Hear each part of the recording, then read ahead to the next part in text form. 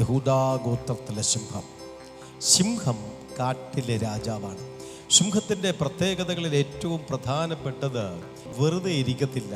സിംഹം എപ്പോഴും ആക്റ്റീവാണ്. ആക്റ്റീവ് എന്ന് പറഞ്ഞു കഴിഞ്ഞാൽ തൻ്റെ 2 കണ്ണുകൾക്കും ഭയങ്കരമായ ശ്രദ്ധയാണ്. എന്താണെന്നറിയാമോ?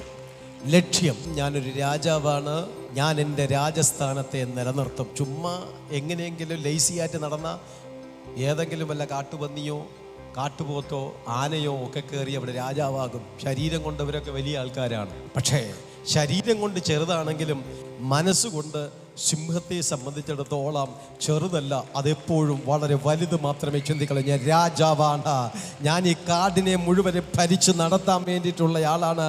ആ ഒരു മനോഭാവം വിട്ടുകളയാത്ത വ്യക്തിയാണ് സിംഹം. അങ്ങനെയാണെങ്കിൽ നിങ്ങളുടെ ഉള്ളിനകത്തും ഈ സിംഹത്തിൻ്റെ ആത്മാവ് വന്നാൽ, ഈ സിംഹമൊട്ട് വന്നു കഴിഞ്ഞാലിട്ട് നിങ്ങൾ ഒരു സാധാരണ ഭീരുവാകരുത്. എന്നെ ശക്തനാക്കുന്നവൻ മുഖാന്തരം ഞാൻ സകലത്തിനും മതിയായവനാണ്. എൻ്റെ അകത്തളത്തിൽ എൻ്റെ നസ്രത്തുകാരനായിരിക്കുന്ന യേശു കർത്താവ് ഉള്ളിടത്തോളം കാലം ഞാൻ ഭീരുവാകത്തില്ല, ഞാൻ ധൈര്യത്തോടെ ആയിരിക്കും.